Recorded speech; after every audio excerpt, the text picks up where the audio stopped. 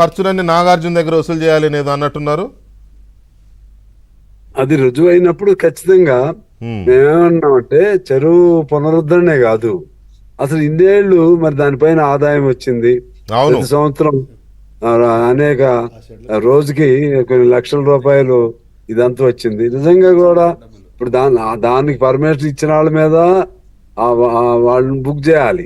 అప్పుడు ఆయన పర్మిషన్ ఇచ్చినాడు. ఆ తర్వాత ఆయనకి సహకరించిన ప్రభుత్వం ఏమైనా ఉంటే, గత ప్రభుత్వం సహకరించింది అంటున్నారు. ఆ సహకరించినటువంటి ప్రభుత్వం ఎవరున్నారో వాళ్ళని కూడా బుక్ చేయాలి.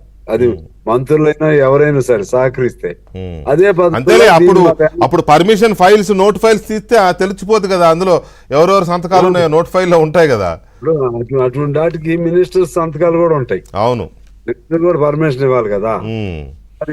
అటువంటి ఎవరు పర్మిషన్ ఇచ్చిన వాళ్ళందరినీ బుక్ చేయాలి. అదే విధంగా వీళ్ళు కూడా మొత్తం.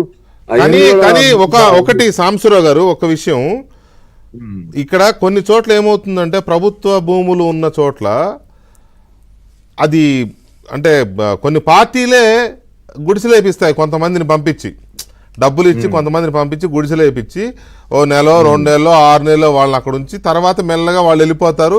అసలు ఎంటర్ అవుతాడు. అక్కడికి ఎంటర్ అయ్యి మెల్లగా కమర్షియల్ కాంప్లెక్స్లు, షాపింగ్ కాంప్లెక్స్లు లెగుస్తూ ఉంటాయి. నేను చూసాను, నాకు గచ్చిబౌలిలో కనపడుతూ ఉంటాయి. అక్కడ నేను చూసినప్పుడు గుడిసెలు ఉండేవి. అదో మాఫియా. కమ్యూనిస్టులు గుడిసెలు వేయించే వాళ్ళు అది వేరు, వాళ్ళు అక్కడే ఉంటారు, అది వేరే.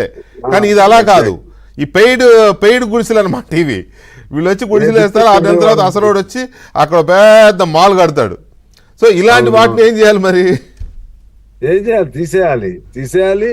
నేను చెప్తున్నా కదా వెంకటకృష్ణ గారు, ఇప్పుడు ఏదో మంచో చెడో మంచి డెసిషన్ తీసుకుంది గవర్నమెంట్. కానీ పేదలకి, మధ్యతరగతి వర్గీయులకి ఇబ్బంది లేకుండా మిగిలిన అది ఎంత పెద్దవాళ్ళైనా, ఎటువంటి వాళ్ళైనా సరే, ఏ పార్టీ వాళ్ళైనా, ఓ సమస్య వచ్చింది. ఇప్పుడు గవర్నమెంట్ ఆఫీసులు ఉంటే ఎలాగో అనేది వచ్చింది. గవర్నమెంట్ ఏముంటుంది తీసేయాలి.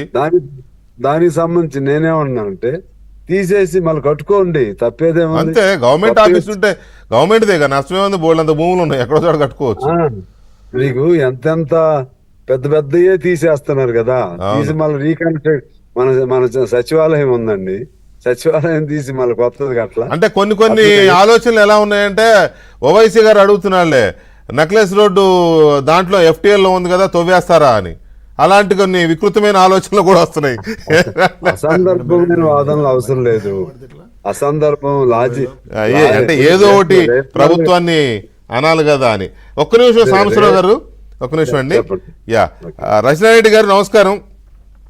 నమస్కారం అండి. రచనారెడ్డి గారు, ఈ హైడ్రా అనే సిస్టమ్ వచ్చింది సరే, దాని పేరేం పెట్టారు?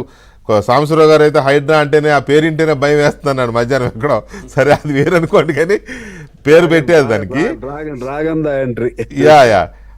ఈ ప్రభుత్వం తలపెట్టిన ఈ కార్యక్రమం మీద బీజేపీ ఆలోచన ఎలా ఉంది అనేది ఒకటి.